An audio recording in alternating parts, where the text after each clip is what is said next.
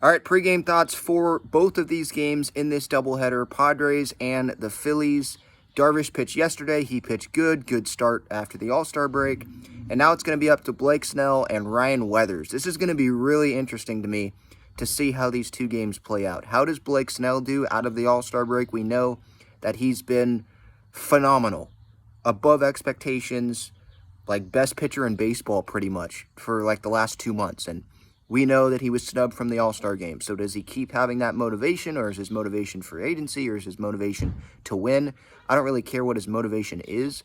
I just care that he keeps pitching this well. So we'll see what happens after the little break that he was able to get. And I think his performance is going to be important, obviously, today, because Ryan Weathers is pitching in Game 2, and you have no idea what he's going to bring. I was reading in the San Diego Union-Tribune yesterday, and it seems like Ryan, he's more confident, and his confidence grew during the El Paso outings when he was sent down. So hopefully he can bring that confidence in, and if something doesn't go well, who cares? Big whoop, move on, and keep trying to dominate Phillies batters. So with Snell, hopefully he can give the Padres 6 innings, maybe even 7, because that sets the bullpen up to be able to go all out for that doubleheader, or for the second game of the doubleheader, I should say. Let's say if Ryan can only go 3 innings, the bullpen's there. The good news was yesterday, the Padres, they had a commanding lead, and Darvish did have a quality start. There weren't a lot of relievers that had to be used, and even though I think 4 guys were used, they didn't go like 30 pitches.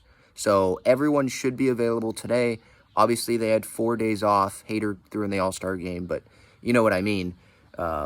The bullpen is well rested. So that's the good news. Like this doubleheader, it's not like the 8th game or 8th day in a row that they've had to play and the bullpen's gassed.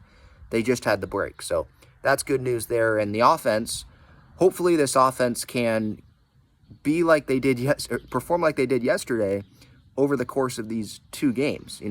Maybe we're going to see the inconsistency of the offense show up in the doubleheader. Maybe they have a good first game and then they can't really do much in the second game. So we'll see how they do. But yeah, 2 starters today, Snell and then Ryan Weathers.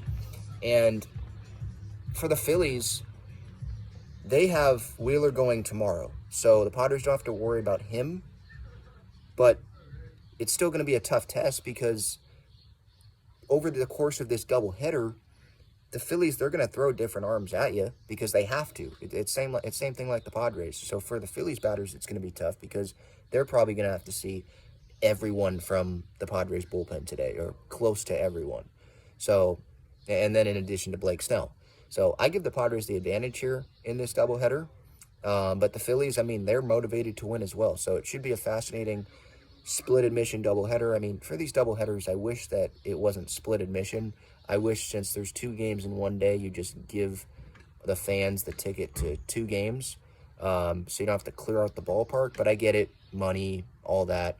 But for the players, I think the players would rather just play 2 in a row instead of playing and then sitting around the clubhouse all day and then playing, because I don't think that they would go back to the hotel just to come right back to the ballpark. They're just going to be sitting there in the clubhouse for a couple hours, a few hours. I would just rather have the games, boom, boom, get them over with. And so the guys can go home because there's a day game in the series finale, right? So instead of having a day game after a night game, have a day game after another day game, right? So we'll see how the doubleheader plays out. Thank you so much for watching. I'll have a post-game reaction later in the day.